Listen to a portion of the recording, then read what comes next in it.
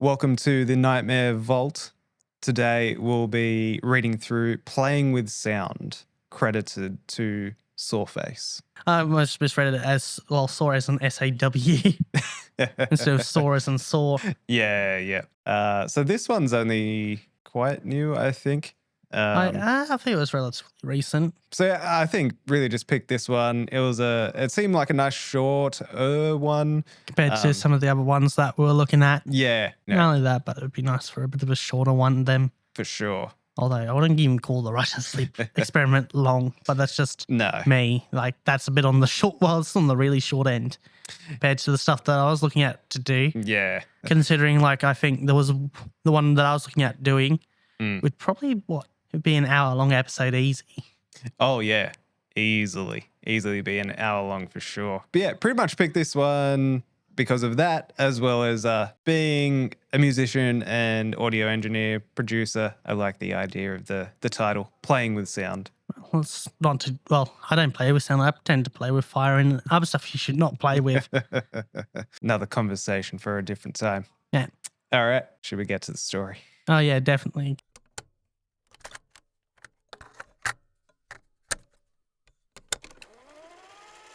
Does anyone remember Talk Boys? They weren't anything special, just a nifty looking tape recorder.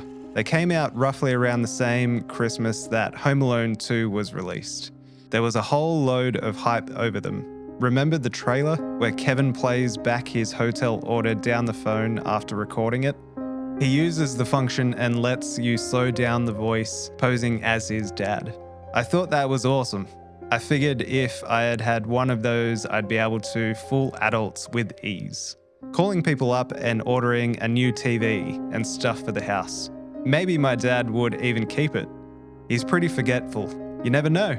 I never got one that Christmas. Never really knew why, but the huge collection of presents that Santa did bring me were enough to distract me from its absence.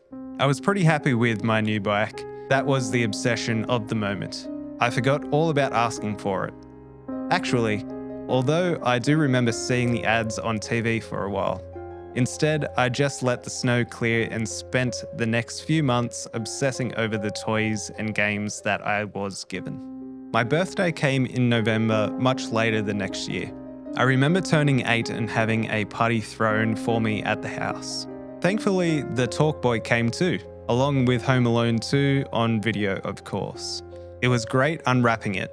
I mean, I was never selfish and I didn't really demand much as a kid, but getting what you've asked for is a fantastic feeling. I ripped it out of the box straight away, tore off the packaging and carefully lifted it out in front of my friends.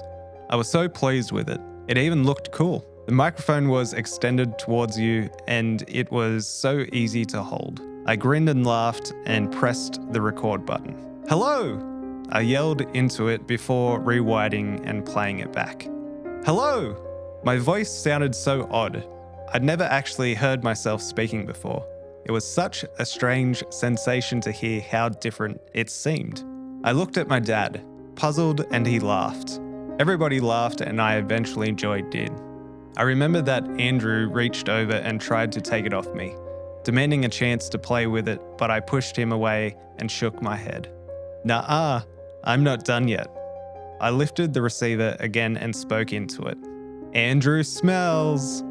He huffed and folded his arms, pouting and looking angry with me, but I wasn't fazed. This was why I'd wanted it so badly in the first place. I rewound quickly, flicked that little black switch to make the Talk Boy repeat what I had said in the slow, deep voice, like in the movie. I held it up so that everyone could hear me insulting Andrew in slow motion. Yes, he does, said the Talk Boy. What an interesting ending. Yeah.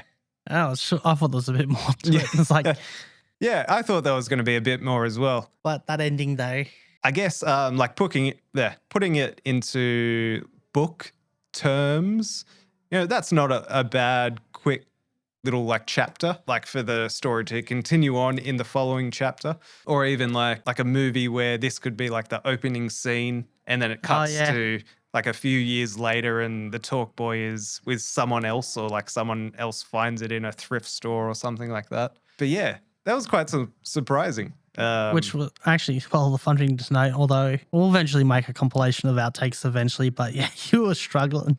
There was a few, of those longer passages. I got a little bit tongue-tied, but overall, I think... Although this is pretty well written. Yeah, that's what I was going to say. And I was like, why are you struggling? This is well written. At least with the stuff I had to read, there was quite a few errors. Oh, yeah. And it was like kind of a tough choice between doing something that actually flowed well or sticking to the original. Yeah. And I think actually looking back at it, I should have probably done stuff that flowed a bit better, which would have probably made it feel a bit more natural. Potentially. It's a tough one. Like, I feel for this one, there wasn't any moments where I wanted to change a word or change a sentence to make the flow better. But yeah, definitely with some of, with the ones that you've done so far, there's been a few moments, particularly in the Strider. Oh, yeah. Which, there was quite a lot in that one. Well, then we throw the outtakes at the end of that one. I think we did.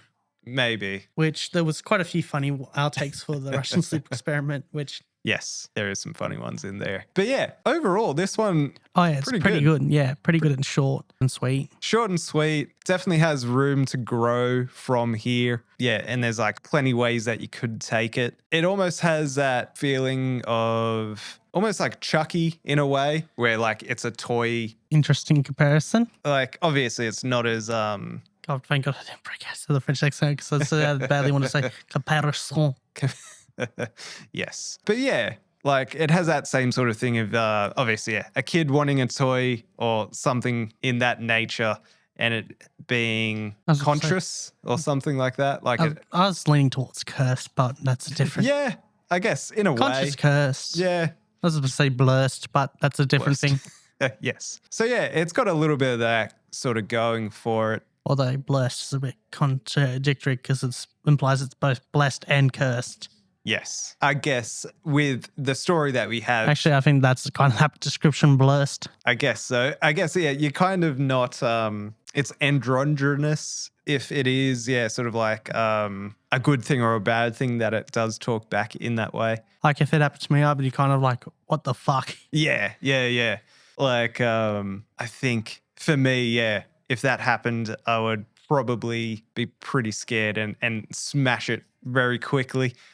But at the same time, there is that questioning of like, what would you do? Would you talk back and see if it has anything new to say? Interesting. Oh, yeah, definitely. Yeah. Actually, I think this is going to be the shortest one. Maybe. Yeah. Where do you think you could see this story going from here?